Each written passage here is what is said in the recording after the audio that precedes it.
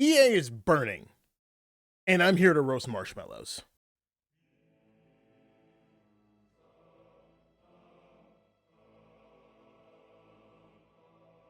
So, if you haven't heard, Electronic Arts over the past week has laid off about 300 of its employees. This includes almost 100 at Respawn. Now look, those people getting laid off is horrible, and I really hope that every single one of them lands on their feet.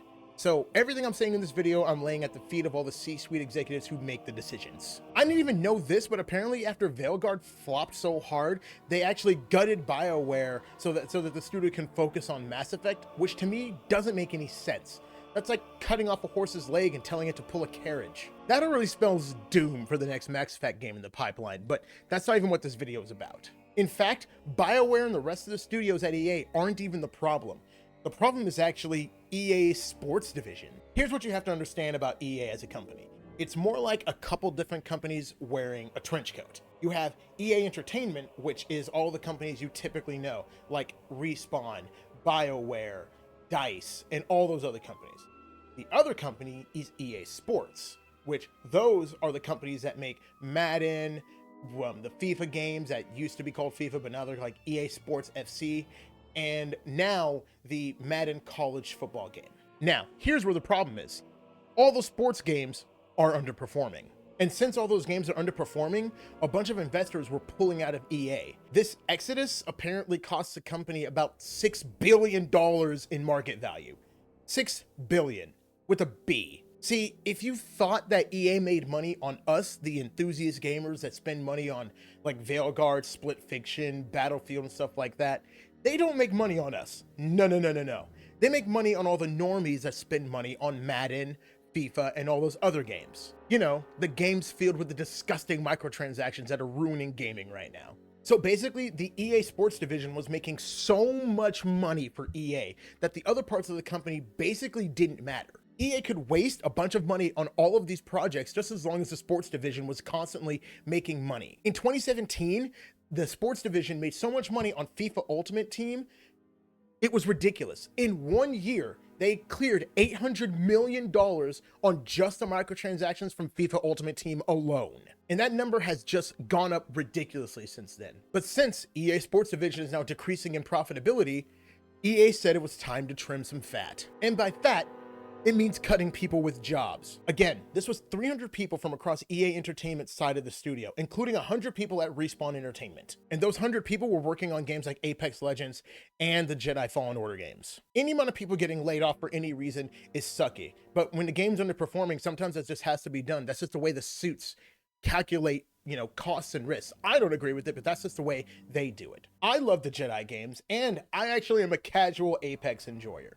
So seeing all of these teams get cut actually really sucks for me to hear, especially now that all those teams have to pick up the pieces with less people to do it. Oh, but that's not the thing that's going to make you mad. You see, typically when a company is failing, the company that is the failing portion typically has to be the one to cut people and make adjustments so that they can become profitable and they can stop bleeding so much money. That's when the nasty stuff like firing and stuff comes in. But that's not what happened. EA decided to cut people on the EA Entertainment side instead of cutting people on the EA Sports side. So that means Respawn, DICE, BioWare all had to suffer for the failings of the EA Sports division. That is disgusting. To EA, all of their other companies are completely and utterly expendable because they don't make nearly as much money as the EA Sports division.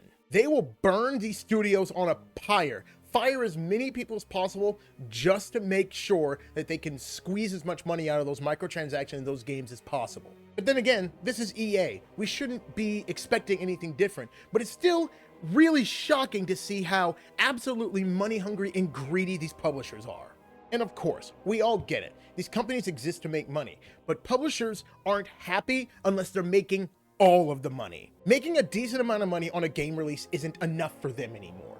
They have to be consuming every single amount of money that enters your pockets. They have to be sticking their hand in your pocket and taking out every cent at every second possible, or else for them, it's not enough money. This money-hungry attitude that EA has literally been one of the reasons why Star Wars: The Old Republic was run into the ground. And that makes me mad because that was my favorite MMO. We've already seen what happens to companies like this when it comes to Ubisoft, what happened earlier this year. And with everything that Ubisoft was doing, I have to say, it sucked that what happened, because we all know that cuts are coming to that company big time, but they made their bed and they have to sleep in it. And right now, I'm really hoping this happens to EA.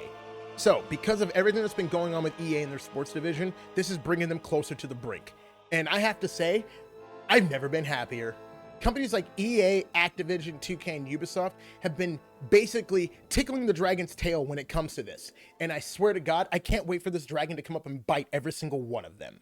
They've done nothing but try to chase endless profit for years, giving us constant slop that has nothing to do with what we actually want, when we have other companies who are actually going out there and giving us experiences and games we want. And the mountains of indie studios who are going out and creating innovative, creative, and frankly, just straight up fun games every day. And it feels good. And a lot of them are doing it without publishers. I will never, ever let these publishers live down where they got outsold 1 year by a furry in his basement putting out Lethal Company. I was watching a video that was talking about when games were creative and games were simple and they weren't afraid to take risks. When publishers would absolutely take a gamble on a game for the sake of creativity. They used an example of Kingdom Hearts.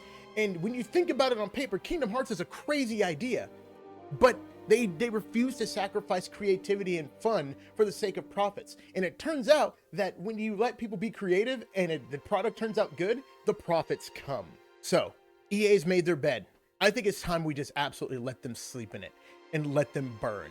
I'll provide the marshmallows. Thank you guys for watching.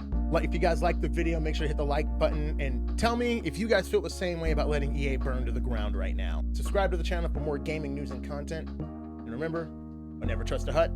Always save the blue Twi'leks, Retortion me, and may the Force serve you well.